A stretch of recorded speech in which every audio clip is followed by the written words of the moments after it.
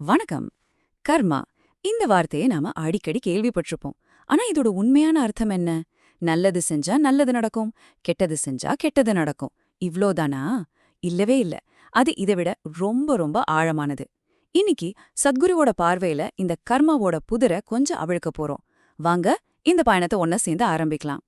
முதல்ல கர்மாவோட ஒரு முக்கியமான அம்சத்தை புரிஞ்சுக்க ஒரு சின்ன கதையில இருந்து ஆரம்பிக்கலாம். நாம செய்யற ஒரு செயலோட விளைவிலிருந்து தப்பிக்கவே முடியாதுங்கிறத இந்த கதை ரொம்ப அழகா சொல்லும். இந்த கதையோட நாயகன் நம்ம சங்கரன் பிள்ளை. சங்கரன் பிள்ளை பல கோடி ரூபாய் செலவு பண்ணி புதுசா ஒரு சொகுசு படகு வாங்குறாரு. தன்னோட புது மனைவியோட கடல்ல ஒரு ரொமான்டிக் பயணத்தை ஆரம்பிக்கிறாரு. வாழ்க்கை ரொம்ப அழகா போயிட்டு இருக்கு. ஆனா திடீர்னு எதிர்பார்க்காத விதமா அந்த படகு ஒரு பெரிய பாறையில மோதி கடலுக்குள்ள மூழ்கிடுது. 2 பேரும் எப்படியோ கஷ்டப்பட்டு நீந்தி ஒரு கரையில ஒதுங்குறாங்க. ஆனா பார்த்தா அது ஆள் நடமாட்டமே இல்லாத ஒரு குட்டி தீவு. கையிலயோ இன்னும் கொஞ்ச நாளைக்கு மட்டும்தான் சாப்பாடு இருக்கு. அவ்வளவுதான், மாட்டிக்கிட்டோம், மரணம் நிச்சயம்னு ஒரு நிலைமை. இந்த நேரத்துல அவரோட மனைவி, ஐயோ நம்ம மாட்டிக்கிட்டோமே, இனி சாக வேண்டியதுதான் அப்படின்னு அழுது புலம்புறாங்க.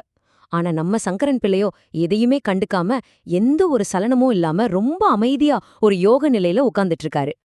இத பார்த்து குழம்பி போன மனைவி, உங்களுக்கு புரியுதா இல்லையா, நம்ம சாக போறோம்னு கத்துறாங்க. அதுக்கு சங்கரன் பிள்ளை ரொம்ப அமைதியா சொல்றாரு, நான் நிறைய பேர்கிட்ட கடன் வாங்கியிருக்கேன், ஒரு தவணைய கூட இன்னும் கட்டல. அதனால நீ கவலைப்படாத, அவங்க நம்மள எப்படியும் கண்டுபிடிச்சிடுவாங்க, அவங்க எப்பவுமே கண்டுபிடிச்சிடுவாங்க. சங்கரன் பிள்ளை கதை கேட்க வேடிக்கையா இருந்தாலும் இது கர்மாவோட ஒரு ஆழமான உண்மைய ரொம்ப தெளிவா சொல்லுது. கர்மா அப்படிங்கிறது நம்ம வாழ்க்கையோட ஒரு தவிர்க்க முடியாத அடிப்படை.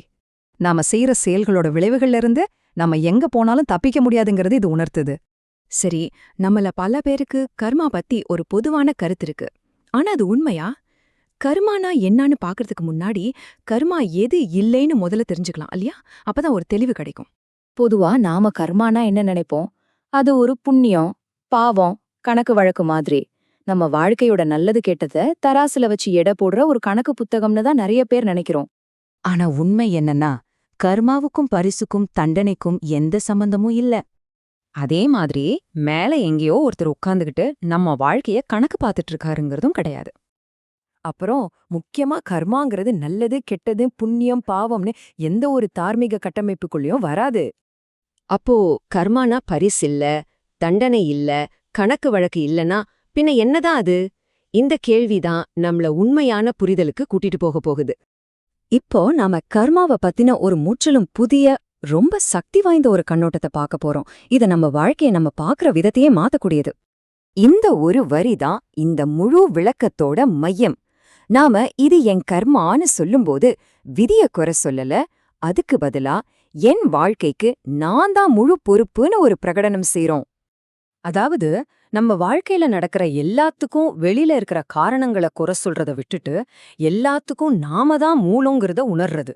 நம்ம வாழ்க்கைய நாம தான் உருவாக்குறோம். இது எவ்ளோ சக்தி வாய்ந்த ஒரு கருத்துன்னு யோசிச்சு பாருங்க.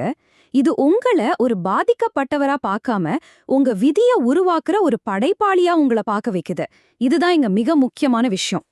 சரி, இந்த புதிய புரிதலை நடைமுறையில எப்படி கொண்டு வருது, எப்படி நம்ம வாழ்க்கையோட கட்டுப்பாட்டை முழுசா நம்ம கையில எடுக்கிறது, அதுதான் இப்ப நாம பார்க்க போறோம். இதுக்கு ஒரு தெளிவான பாதை இருக்கு. முதல்ல உங்க உடல் மேல நீங்க ஆளுமை செலுத்துனீங்கன்னா உங்க விதியில ஒரு 15% உங்க கைக்கு வந்துடும். அடுத்ததா உங்க மனதை நீங்க கட்டுப்படுத்த கத்துக்கிட்டீங்கன்னா 50-60%. கடைசியா உங்க உயிர் சக்திகள் மேல நீங்க முழுமையான ஆளுமை பெற்றுட்டீங்கன்னா உங்க விதியில 100% உங்க கையில இருக்கலாம். இந்த மேற்கோள் சொல்ற மாதிரி கர்மா உங்க வாழ்க்கை பயணத்துல ஒரு பயணியா இல்லாம அந்த பயணத்தை வழிநடத்துற ஓட்டுநரா மாத்துது. ஆக கர்மாங்கிறது விதிய நொந்துகிட்டு செயலற்ற முடங்கி கிடக்கிறது கிடையாது. அதுக்கு நேர் எதிர். இது ஒரு மனுஷனுக்கு கிடைக்கக்கூடிய உச்சகட்ட அதிகாரம், விடுதலையை நோக்கிய ஒரு அற்புதமான பயணம் இது. அப்போ கடைசியா ஒரே ஒரு கேள்விதான் மிச்சம் இருக்கு. அந்த கேள்வி உங்களுக்கானது. உங்க வாழ்க்கையோட முழு பொறுப்பையும் ஏத்துக்கிட்டு உங்க விதியை நீங்களே செதுக்க தயாரா இருக்கீங்களா? நீங்க கர்மாவுக்கு தயாரா? கொஞ்சம் யோசிச்சு பாருங்க.